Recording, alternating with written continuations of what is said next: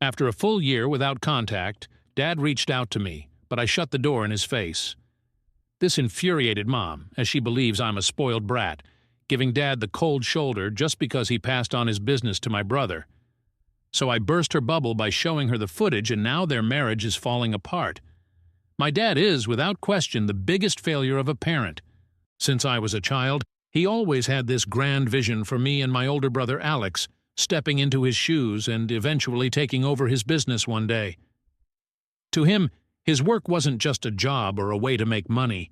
It was a legacy, something to be protected and passed down to the next generation like a family heirloom. It was a source of immense pride and a reflection of his identity, and he made sure we understood that from an early age. Although I was the youngest, I felt a strong desire to follow in his footsteps, partly because I admired him, and partly because he made it clear this was the path we were meant to take. Summers in our household weren't filled with lazy days at the pool or trips to amusement parks like they were for my friends. Instead, they were spent immersed in the world of my dad's business. Whether it was interning, running errands, or handling small tasks, he always found ways to involve us. At times, we even ended up doing the most mundane jobs, like sorting through files, organizing inventory, or shadowing him during meetings. He was determined to teach us everything he knew. His belief in hands-on learning was strong, and he saw these experiences as valuable lessons that would prepare us for the future, instilling qualities like discipline and a strong work ethic along the way. When my brother finally graduated from college, it felt like a monumental achievement for our family. We were all eagerly awaiting his return to our hometown, where the next logical step, according to family expectations, was for him to join Dad's business. To my parents, it wasn't just a career path. It was practically an inheritance, a legacy that Dad had nurtured and built up over decades. Naturally, we all assumed that Alex would happily step into that role without question. But it turned out that my brother had made the decision not to take over the family business after all. Instead, he announced he had accepted a job offer in a city far away, working for an IT company. He and his girlfriend, who had also found a job there, would be moving together. This news hit my parents hard. I'll never forget the shock on their faces, as if they'd just been told the world was going to end. Dad, especially, was beyond furious. He took it as a personal betrayal, an affront of the highest order. For the next few days he ranted endlessly, shouting, "He's not my son anymore," while pacing around, fists clenched in anger. To him, my brother's choice wasn't just about rejecting the business. It was about rejecting everything he had worked for, his values, and even him personally. Mom, on the other hand, couldn't believe that Alex had made this decision on his own. She put the blame squarely on his girlfriend, claiming that it was her manipulative influence that had turned Alex against the family. According to Mom, if it weren't for that crazy girlfriend, my brother would have returned and joined the business as expected. She painted him as a victim of her plotting. After weeks of constant pressure and guilt-tripping, my brother finally decided to cut all contact with us. His calls went unanswered, his texts were ignored, and any attempts to reach out were met with silence. This devastated my parents, who fluctuated between anger, grief, and denial. With my brother gone, all the weight of the family legacy was suddenly placed squarely on my shoulders. Dad, consumed by his anger and disappointment, seemed determined to make sure I wouldn't betray him in the same way. He tightened his control over my life, dictating every aspect of what I did. I became his other son, as he always put it, the one who would inherit his business and fulfill his dreams, since my brother had failed. For context, I'm a girl, yet in my dad's eyes, I was treated like the son he always wanted. At first, I didn't mind. In fact, I took some pride in the belief that he trusted me in his own way. But as the years went by, I began to see how warped and toxic his expectations truly were. His idea of preparing me to take over the family business involved erasing any trace of femininity. He discouraged, no, he forbade me from wearing pink. He insisted I keep my hair short, claiming it made me look more like the son he had always wanted. Wearing makeup or painting my nails was strictly forbidden. In hindsight, I realize how deeply misogynistic his thinking was. He didn't see me as his daughter or even as an individual. To him, I was just a tool to carry out his ambitions. When I graduated with a business degree, my parents were understandably proud of me. I had worked incredibly hard in college, and I had earned a fantastic job on my own merit. I thought maybe, just maybe, I could convince them to let me work at this job for a few years before coming back to help with the family business. But my dad, as controlling as ever, refused to let me pursue my career. He insisted that I quit everything and join the business right away. He said he didn't want me working for anyone else, only for him. Reluctantly, I gave in. I left behind the job I had dreamed of and stepped into the role Dad had envisioned for me all along. Working for him consumed my entire life. My days began early and were filled with client calls, meetings, and endless work. By the time I came home at night, I was completely drained, only to repeat the cycle the next day. The workload wasn't just physically exhausting, it was mentally and emotionally draining as well. Dad, a notorious workaholic, had sky-high expectations. Anything less than perfection was unacceptable. For 6 long years, I had no personal life left at all. My life revolved entirely around the business, leaving no time for friends, dating, or even myself. It wasn't just that I lacked a life outside of work. It was that my father didn't allow me to have one. To him, anything that distracted me from the business was a waste of time, and he forbade me from pursuing it. Then, one evening, completely out of the blue, my brother Alex appeared on our doorstep. We hadn't seen him in years, and despite everything that had happened, I couldn't help but feel a rush of happiness to see him again. He was still my brother, and part of me had missed him deeply. Once he settled in, Alex explained why he had stayed out of touch for so long. He began by apologizing profusely to our parents, admitting that at the time, leaving home to take his IT job had felt like the right choice. But things hadn't turned out the way he had planned. His company had downsized, and he'd been laid off. To make matters worse, his girlfriend, the one my mom had spent years blaming for his absence, had left him for someone else after he lost his job. With no job, no girlfriend, and no place to go, Alex decided to return home. Seeing the state he was in, my parents forgave him immediately. They were ecstatic to have their golden son back, conveniently brushing aside all the anger and disappointment they had harbored for years. It was as though they had been waiting for this moment all along, ready to welcome him with open arms the second he returned. Dad couldn't stop telling Alex how happy he was to have him back and how excited he was for him to join the business. When Alex started working with us, it quickly became obvious that he had a steep learning curve ahead. He lacked leadership skills and had no understanding of the business. I became his mentor, teaching him everything Dad had drilled into me over the years, along with all the additional skills I had gained through my own hard work. It wasn't easy, but I did it anyway. Then, just 4 months after Alex's return, Dad had a sudden heart attack. Thankfully, we got him to the hospital in time and he survived. However, the doctors were clear.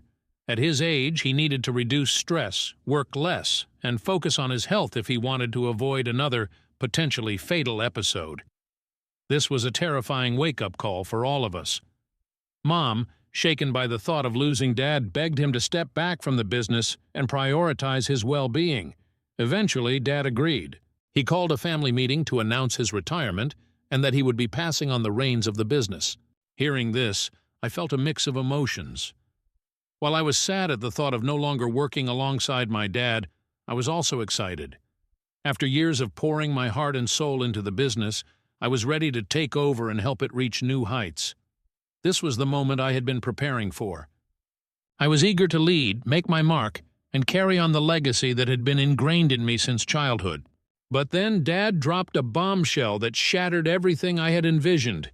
He announced that Alex would be the one to take over the business, not me. He went on to explain that I would remain in my current role, assisting Alex to ensure everything ran smoothly. I was livid. "Dad," I said, my voice trembling, "I've worked alongside you for years. I know this business inside and out. I've built relationships with clients and co-workers, and I have plans to expand the company. Alex has been back for only 4 months. How can you possibly think he's ready to take over? He can barely talk to people, let alone manage a team." Dad dismissed my objection, saying it was my responsibility to help Alex succeed. "Alex is the man of the family," he explained. "This business is his responsibility now, so don't worry. He'll step up and handle it." His words felt like a slap in the face. It didn't matter that I had been the one keeping the business afloat. It didn't matter that I had secured countless clients or sacrificed so much to prove myself. None of it mattered because I was a woman. I was devastated. To make matters worse, Alex didn't even pretend to feel conflicted about the decision. He accepted Dad's choice without hesitation, flashing a smug grin that made my blood boil. Later, when I confronted him, hoping for at least a shred of understanding, he brushed me off. "You're the youngest," he said with a casual shrug. "Stop arguing with Dad. This was always going to be my responsibility." The arrogance in his tone left me speechless. It wasn't just that Alex was taking over the business, it was the way he seemed to take pleasure in my disappointment. This was the same brother who had abandoned the family and the business for years, only returning when he had no other options. Now, he was being handed everything I had worked so hard for, as though it was his birthright. It felt like my entire world had been turned upside down. All the sacrifices I had made, all the dreams I had nurtured, were taken from me in an instant, solely because of the belief that a woman couldn't shoulder the same responsibilities as a man. For days I spiraled. I couldn't stop crying, overwhelmed by the betrayal and the sheer injustice of it all. I had spent years giving everything I had to the business, sacrificing my time, my relationships, and even my personal dreams, only to be told it all meant nothing. I wasn't good enough in their eyes because I was just a woman. That thought consumed me, fueling my anger to the point where I stopped going to work altogether. I couldn't stand facing my dad or my brother, pretending everything was fine while I felt like I was crumbling inside. I turned to drinking, not because I enjoyed it, but because it was the only way to dull the relentless sting of betrayal. Most nights, I sat alone in my apartment, staring blankly at the walls and wondering how my life had unraveled so completely. To make matters worse, my parents dismissed my pain entirely, treating it as an overreaction. They labeled me immature and unreasonable, constantly reiterating that their decision was the right one. My dad even had the audacity to say that clients might not feel comfortable with a woman managing such a large and prestigious company. Those words pushed me to my breaking point. I realized I couldn't keep living like this, constantly fighting for approval I would never receive. If they thought Alex was the better choice, then fine. They could have him. I was done trying to earn Dad's respect and meet my parents' impossible standards. I decided to leave, not just the business, but the town entirely. When I handed in my resignation, my dad reacted just as I expected. He erupted in anger, his face red as he yelled at me for abandoning the family at a crucial time for the business. He demanded to know how I could walk away when Alex needed my help to transition into his new role. My mom's reaction was even harsher. She berated me, saying that if I left, she and Dad would never consider me their daughter again. Her words stung, but by that point I was too emotionally drained to care. Years of bending over backward to meet their expectations had left me exhausted, and I finally realized it was time to live for myself. With the money I had saved over the years, I packed my belongings and moved far away. I left behind the business, my parents, and the suffocating rules they had imposed on my life. It's been nearly a year since I made that decision, and I can confidently say it's the best thing I've ever done for myself. For the first time in what feels like forever, I wake up each day free from the crushing weight of expectations. There's no fear of constant criticism over small mistakes or the endless pressure to prove myself. I don't have anyone hovering over me, lecturing or forcing me to be someone I'm not. Now I've let my hair grow out and dress however I like without Dad's incessant remarks about looking too girly. I've also started therapy, and while the process is slow, I'm gradually working through the emotional scars left by years of neglect and control. I've built a circle of real friends, people who genuinely support and accept me for who I am. On top of that, I'm in a loving, fulfilling relationship with my boyfriend, John. He's kind, understanding, and everything I could have hoped for. For the first time, I feel like I'm truly living. Yesterday, my dad called. Since the day I walked away, my parents have stayed true to their word. They haven't reached out to me. The only contact has been from my brother, who occasionally sends guilt-laden texts about how hard it is to run the business alone or how much I've hurt our parents by abandoning them. But other than that, there's been complete silence. So when my dad's number appeared on my phone, I didn't even consider answering. I let it ring and ignored him. This morning I was startled awake by persistent doorbell ringing. Still half asleep, I stumbled to the door, wondering who could possibly be visiting so early. When I opened it, I was shocked to see my dad standing there. Though it had only been a year since I last saw him, he looked older.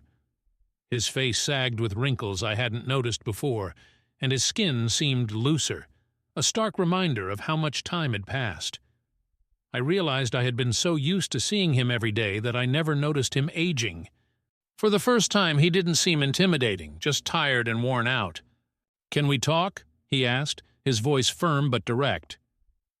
"I'm here because you didn't pick up my call yesterday, and this is urgent." Typical dad, straight to the point with no pleasantries or warm introductions. I hesitated before eventually stepping aside to let him in. We sat down, and I waited, half hoping for some grand apology or even a simple, "How have you been?" But those hopes were crushed when Dad immediately launched into the real reason for his visit. He said he wanted me to come home and rejoin the business. He claimed that I had rebelled enough and that he had allowed it to go on, but now it was time for me to take responsibility and help the family. I stared at him in disbelief. After everything they had put me through, after all the pain they had caused, he had the audacity to show up at my door, asking me to return. Taking a deep breath to steady myself, I replied firmly, "No, I'm not coming back. This isn't me rebelling. It's my life now, and I'm happy with it. I don't care what happens to the family business." Dad blinked, clearly caught off guard by my boldness. I had never spoken to him like that before. Back when I was desperate to please him, I wouldn't have dared. But since leaving and building a life of my own, I no longer cared about his opinion of me. His tone shifted as he began ranting about my brother Alex. For the first time, he openly admitted that Alex was incapable of running the business. He began venting about how the company was plummeting because Alex lacked the interpersonal skills needed to maintain relationships with clients. His voice grew louder as he blamed Alex for being too much like our mother, gentle, introverted, and completely lacking the business-minded attitude that Dad insisted he and I shared. I raised an eyebrow at his admission, feeling a mix of vindication and anger welling up inside me.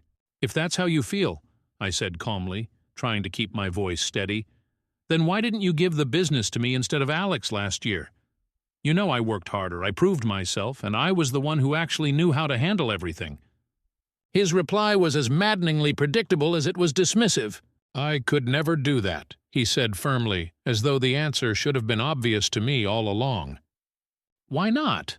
I pressed, though deep down I already anticipated his reasoning. His response was delivered with a shrug and a casual remark that cut through me like a blade. "Because you're a girl. What I've built matters too much to just hand it over to you." The air between us grew thick and suffocating as his words lingered. "So just because I'm a woman, I'm not allowed to run your business?" I asked, my voice trembling with a mix of disbelief and fury. "Yet here you are, asking me for help." Dad rolled his eyes, as though I were the one being unreasonable. He launched into a monologue about how he had built the company from the ground up, pouring his blood, sweat, and tears into it. He said he had always dreamed of passing it down to a son, but instead he spat bitterly, "Your mother gave me a nerdy, incapable son and a daughter." I stared at him in stunned silence, struggling to process what I had just heard. He continued, oblivious to the damage his words were causing. "I never wanted a daughter," he admitted bluntly, locking eyes with me. "But over the years, watching you changed my mind." As if that wasn't enough, he shifted the blame entirely onto my mom, muttering bitterly that he wished she had given birth to 2 sons instead of me. The sheer disappointment on his face broke something inside me. It was heartbreaking to see my own father reduce me to nothing more than a mistake, as though my existence itself was something to regret. He sat there in my living room, spouting the same misogynistic nonsense I'd heard my entire life, and then tried to smooth it over with money. "I can't give you the business," he said matter-of-factly, "but I'd be willing to pay you a very high salary to make up for everything. That's the best I can offer." The audacity of this man, my father, to show up at my home uninvited, asking for my help while clinging to his outdated views on gender and blaming my mother for his perceived misfortunes, was astounding. I took a deep breath to steady myself before meeting his gaze. "You have repeatedly hurt me by demeaning both me and my gender," I said slowly, my voice steady despite the storm of emotions raging inside me. "I am not your backup plan. I'm not going to clean up the mess you made when you handed the business to Alex. That was your decision. If you regret it now, I don't care. You have to live with it. I don't know why you came here after all this time, but I'm done arguing with you. Get out of my house."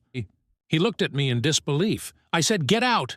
I shouted again, gesturing toward the door, before I lose my temper even more. Instead of leaving, he doubled down, his voice rising with indignation. "You're disrespecting me," he spat. "I'm your father, and as your parent, I have every right to ask this of you. You owe it to us." "I don't owe you anything," I said firmly, my voice unwavering.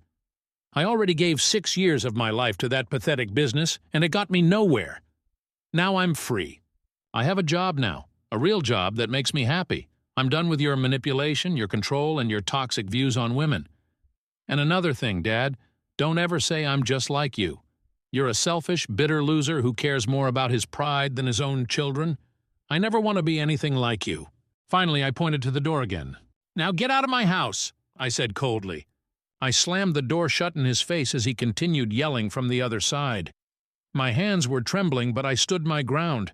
It was the first time I had ever truly stood up to him. A part of me felt guilty for rejecting his offer to return to the business and for yelling at him. Update 1. For everyone asking how my parents know where I live, of course they do. Although I moved away after my dad refused to give me the business, I didn't completely cut them off. That said, they had never shown up uninvited before now. After my dad left, my mom called to berate me for slamming the door in his face. She accused me of being a disrespectful, spoiled brat and claimed I was giving Dad the cold shoulder just because he passed the business to my brother. My brother also sent a few nasty messages, telling me to get over myself and come back home before it's too late for the business. He thinks I'm stressing Dad out unnecessarily by refusing to cooperate. None of them seem to understand me at all. Update 2. Thank you to everyone who has offered advice. It means so much to me. I took your suggestions and decided to confront my mom with the truth. I sent her a recording of exactly what my dad said to me during his visit. I have cameras installed at my front door, back door, and in my living room for safety, so everything my dad said was captured. I created a group chat with my mom, my dad, and my brother, and sent the clips there. I laid out how my dad had consistently disrespected me simply because I'm a woman, and how he even went so far as to blame my mom for giving birth to me. I revealed that he had openly wished for 2 sons instead of 1. I also highlighted how he didn't value my brother's efforts either, purely because my brother's personality was more like Mom's, which Dad clearly despised. My goal was to make Mom and my brother, who had always supported Dad without question, finally see the truth about the man they defended. After sending the message, I left the group and blocked all of them. A part of me felt satisfied, knowing this would ignite a massive conflict between them.